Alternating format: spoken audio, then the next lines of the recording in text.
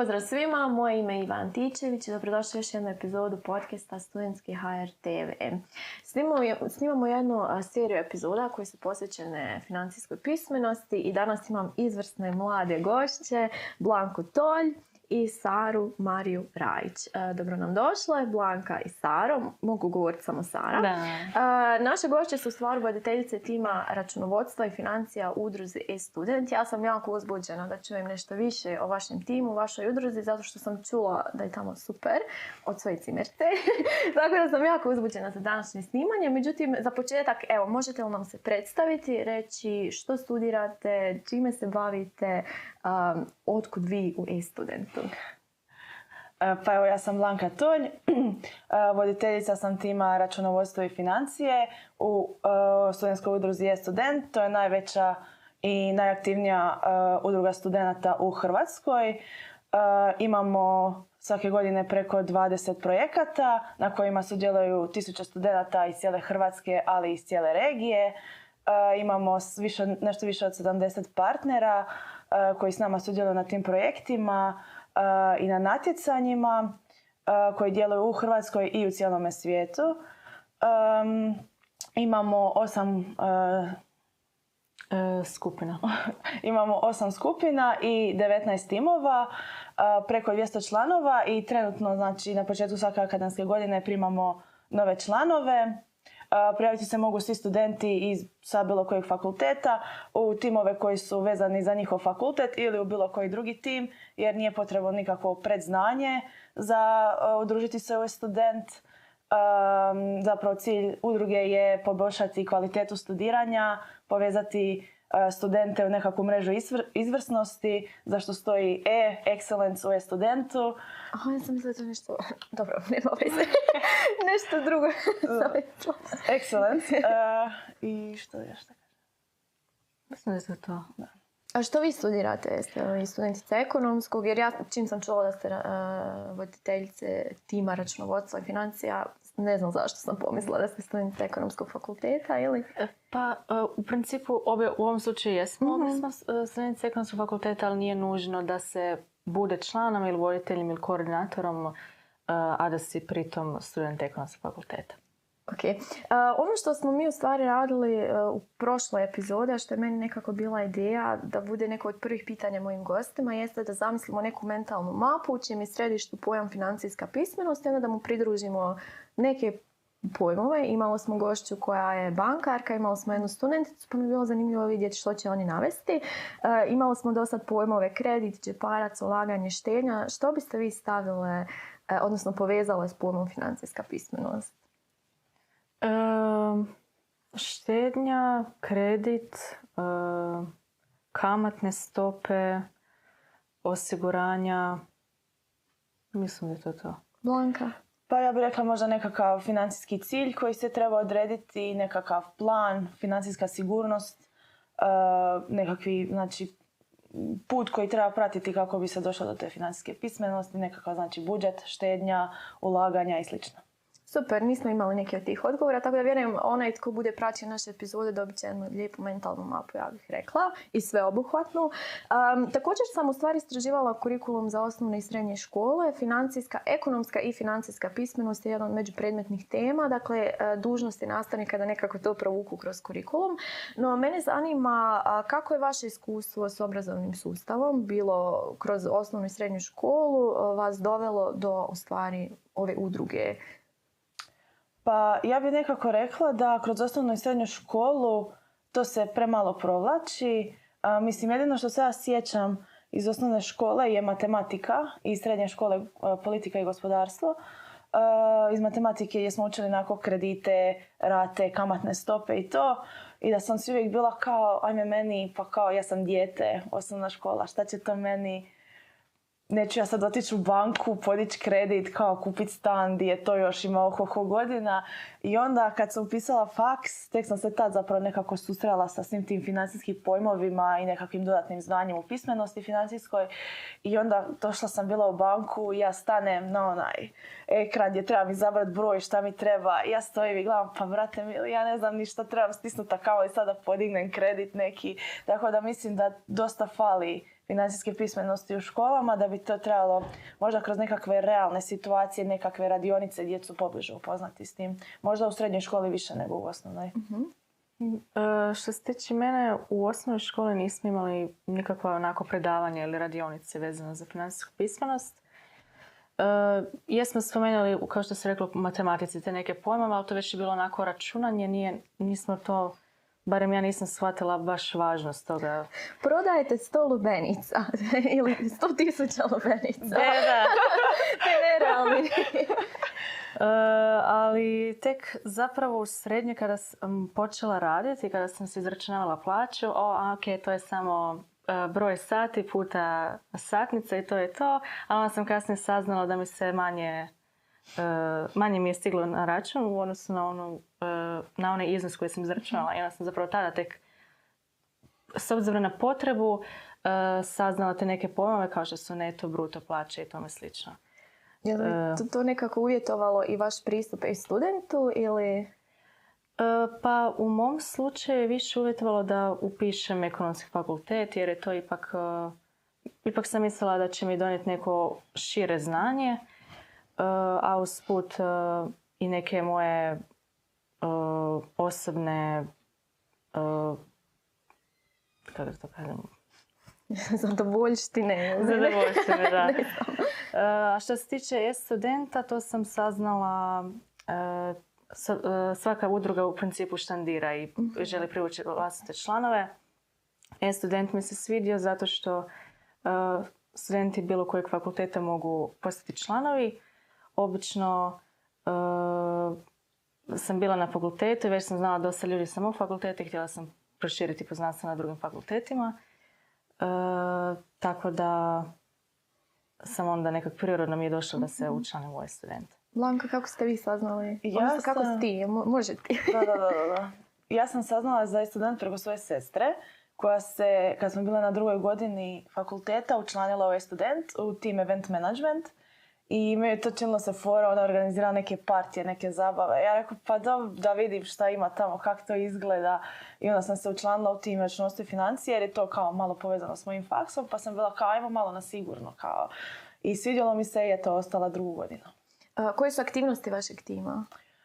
Aktivnosti našeg tima, računovodstvo i financije, znači da vodimo sve račune, znači sve transakcije koje ulaze i izlaze, znači iz tima, ulazne i izlazne račune. Za sve iz cijele udruge. Da, vidjela sam da imate content management. Da, različite skupine. Da, imamo 8 skupina, da. I onda jedna skupina je content management. Mi spadamo u skupinu financije i mi se bavimo, znači, svim transakcijama unutar udruge. Stvaramo račune, primamo račune, plaćamo račune, sve, znači svi računi koji ulaze i izlaze iz udruge zapravo prolaze kroz naše ruke. I osim toga vodimo kao voditeljice tim od 8 članova i kroz godinu imamo 2 projekta. Jedan je Accounting Battle u 3. mjesecu se održava svake godine, to je natjecanje u računovodstvu. I u 12. mjesecu svake godine održavamo Financial Week, to je projekt edukativnog karaktera gdje zapravo promoviramo i dovodimo stručnjake iz, znači, svijeta financija koji nam onda govore o nekakvim zanimljivim novim aktualnim temama unutar financija i, znači, to se održava ili na fakultetu ili, znači, kod naših partnera koji zapravo drže ta predavanja.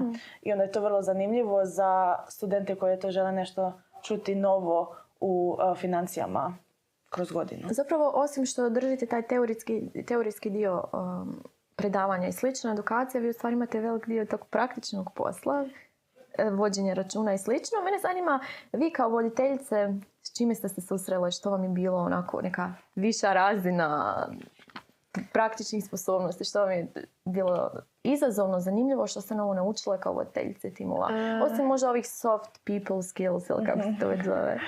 Pa definitivno poslovne komunikacije. Recimo, ovo je bio meni prvi put da poslovno komuniciram sa partnerima koji nisu unutar studentske udruge. Dakle, vi ste poslali nama mail da želite da se snimi podcast i to, i u principu ti si više vodila komunikaciju s njima.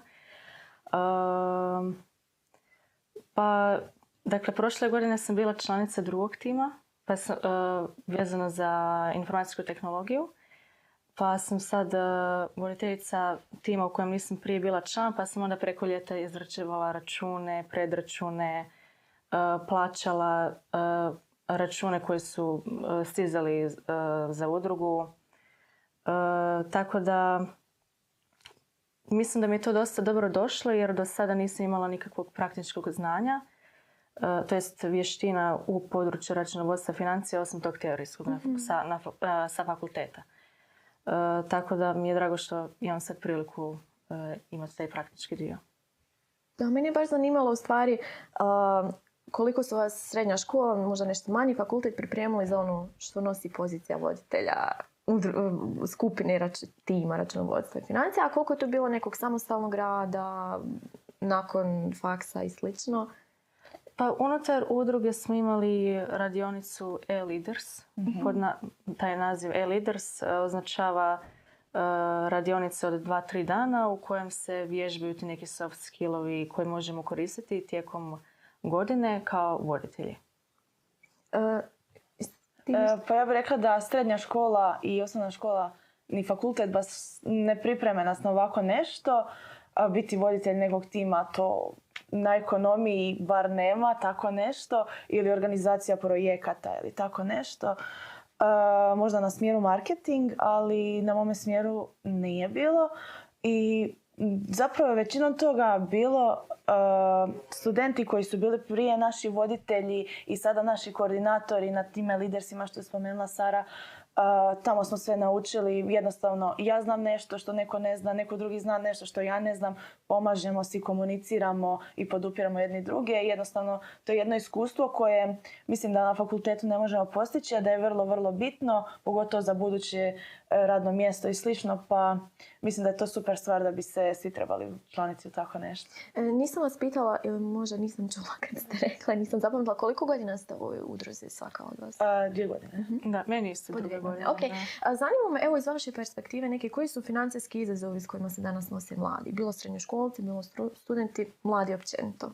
Pa mislim da je najveći problem cijena najmova stanova. Dosta studenata ne može dobiti dom, a ne žive u Zagrebu, to jest nije prebivalište u Zagrebu, nego dođe tu studirati, pa onda logično moraju negdje živjeti, pa onda nekako se uvijek naslone na to da će iznajmiti stan tu. To jest živjeti u iznajmljenom stanu.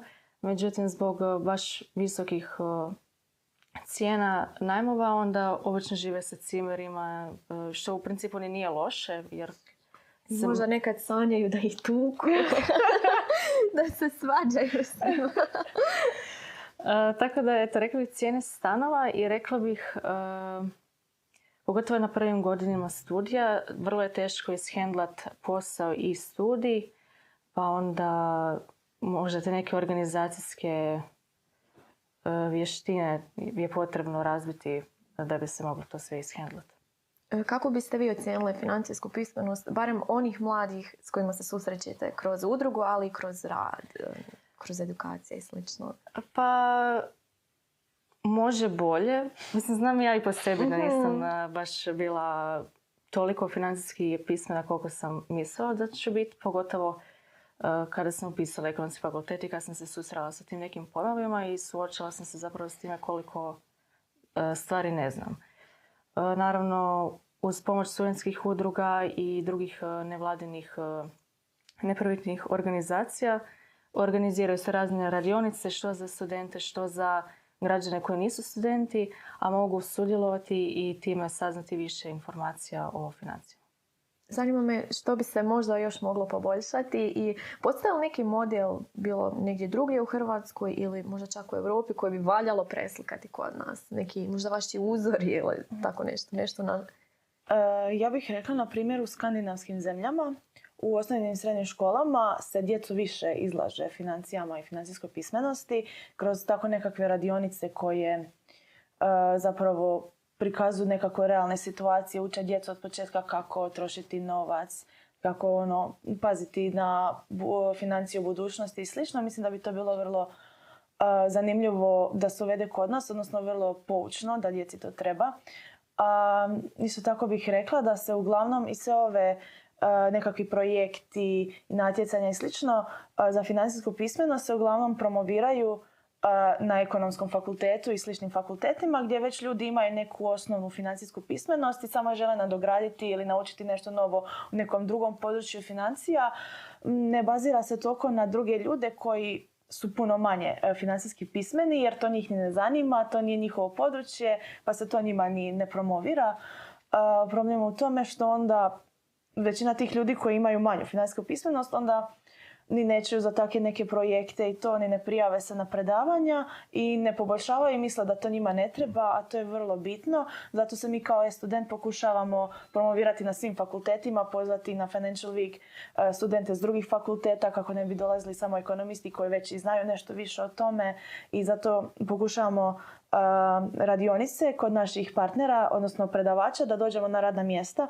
To uglavnom bude studentima zanimljivije i bude više prijava i onda pokušamo tipa FAIR, PMF i tako ostale studente s fakulteta privući na take neke malo drugačije stvari koje bi im bile možda zanimljivije da se prijave, da dođu, da upoznaju se s financijskom pismenosti. Da, baš sam htjela pitati za Financial Week. Što je to, kada se obično, u kojem dijelu godine održava, je li to nešto fiksno ili nije i kako izgleda? Ima li samo taj teorijski, sad ste nešto već spomenuli o tom praktičnom. Kako izgleda Financial Week? Što teorijski, što praktično možemo naučiti u stvari? Financial Week je projekt koji se odvija u prosincu. Ove godine će se održati od 9. do 13. prosinca. I sastojat će se od predavanja, ali i radionica na kojima će biti aktualne teme iz područja financija.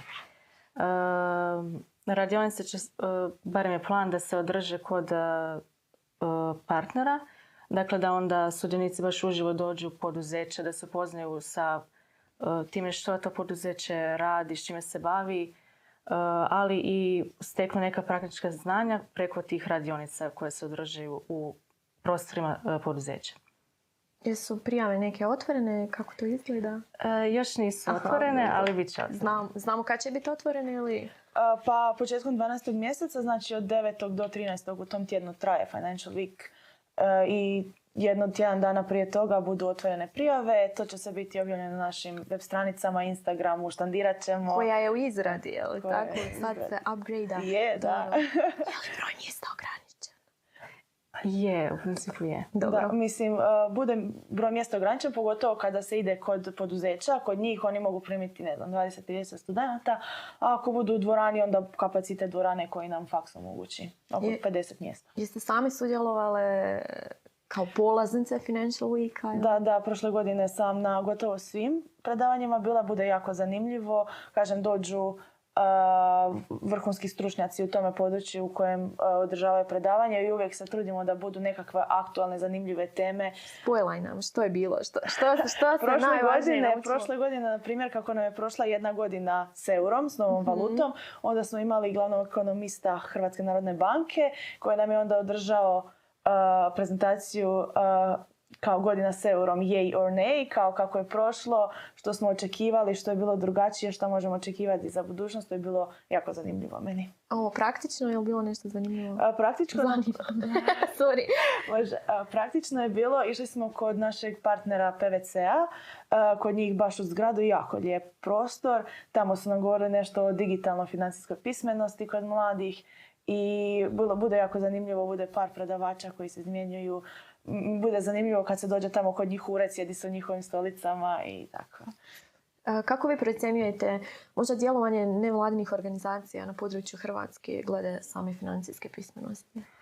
Postoji Štedopis, to je nevladina organizacija koja se bavi baš promicanjem financijske pismenosti među osnovnoškolcima i srednjoškolcima, kao i poticanje na poduzetništvo.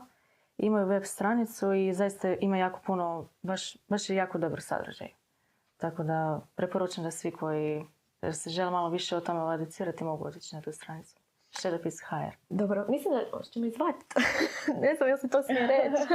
Možemo to izrezati, nema veze. Koji su, sad, rekli smo koliko ste rekli, 8 timova da imate. 8 skupina, 19 timova. Jedan od tih je content management. Kako sam ja radila nešto u marketingu, na jednoj televiziji, bavila se tim, onda mi je uvijek to zanimljivo. I nekako na početku našeg razgovora u stvari rekli ste da međusobno surađujete. Zanima me kako vaša udruga koristi društvene mreže, medije i kako bi promovirala bilo kakvu vrstu sadržaja? Kolegica je već spomenula kako štandiramo na stari način, to na fakultetima i u studentskim domovima. Naravno, prelazimo s lecima i to, ali svu našu promociju digitalno obavlja tim marketing u content management skupini. Na TikToku, Instagramu snimaju reelse i tako. Imamo znači također u content managementu PR, odnosno public relations, koji zapravo pišu sve članke, blogove i slično prije nekakvih projekata, natjecanja, predavanja, onda poslije intervjuiraju naše predavače, studente koji su sudjelovali na projektu ili natjecanju i onda izlaze na stranici našoj sve informacije o projektu i natjecanju. Također imamo multimediju koja sve zabilježava fotografijama i vizualne komunikacije koje nama stvaraju sve, znači vizuale za sve natjecanja i projekte koje se, tako i za Financial Week, ali za sve u udruzi. I zapravo jako dobra mora komunikacija biti jer svaki tim radi jedan dio, svi znači moraju znati ko što radi, kada se treba šta napraviti, kome se kada treba javiti. Zapravo jako je kompleksno, jako dugo traje i zato treba biti jako dobra komunikacija između svih timova, između svih voditelja i koordinatora unutar udruge. Sad mi je palo na pamet, Blanka, ti ste rekla da si saznala od sestre. Da. Saro, ti što se zaboravila? Ja sam saznala tako što su različite udruge štandirale na fakultetu i onda sam vidjela jednostavno što se nudi. Ali pridružila sam se konkretno studentu zato što se zaista bilo tko može priključiti. A obično ove ostale udruge baš traže ciljano studente X, Y fakulteta. Zapravo pitam to jer često se fokusiramo na to koliko društvene mreže, mediji, sadržane društvenim na internetu stvari može promovirati sadržaj, a meni se čini da moć ljudske riječi uživo i taj staromodni način promocije još uvijek funkcionira, štandiranje i slično, tako da je to još uvijek efikasno. I možda čak i najbolji način.